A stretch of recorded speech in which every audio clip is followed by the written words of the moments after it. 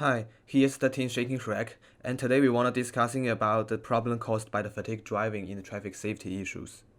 So the first thing we want to discussing about the traffic accident. So in the figure on the left, the number of the deaths caused by the car accident is slightly increased from the 2000 and the 2016. And according to the report, there's about 1.35 million people are died in the traffic accident in the same year.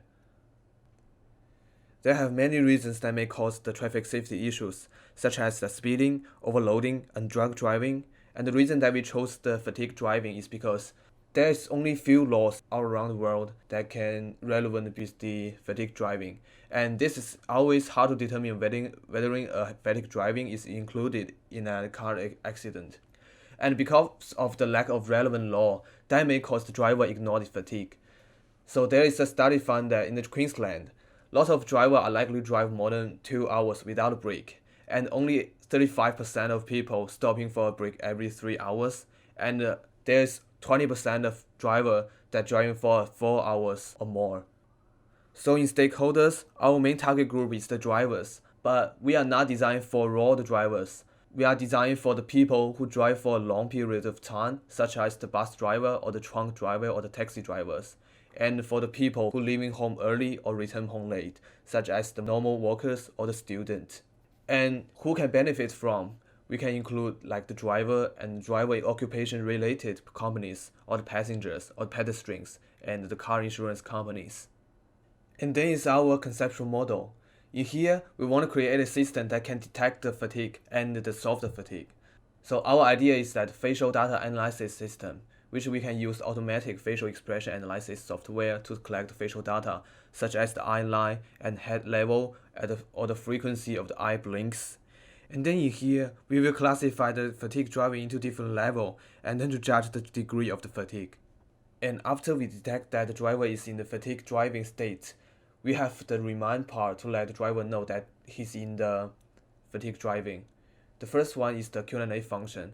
We can use this to have a simple communication to keep the driver awake, and we also can use this function to help the driver to interact with the system. And we can use this function to ask the driver to select a mode to relieving the fatigue.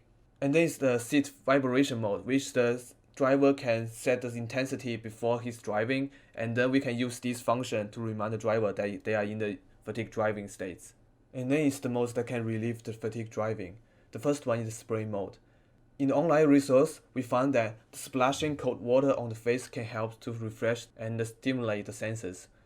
And then is our smell stimulation mode, that we find that the peppermint scent has been shown to reduce anxiety and fatigue during driving. So this is our simple demo for the prototype. So in here we can see that the camera is using to detection the driver's facial data, and the system will classify the fatigue driving into different level. If the system detects that the driver is in the fatigue driving, then the system can ask the driver to have some simple questions like, you are fatigued, what kind of fatigue mode need to be turned on? Then the driver can set 3 of the mode that's shown in the left. If the driver choosing the smell stimulation mode, then the smell system will combine with the air condition that spray the smells around the car. And then if the driver choosing the spray mode, then the water mist spray will slowly spray on the driver's face to relieving the fatigue and keep the driver's head clear.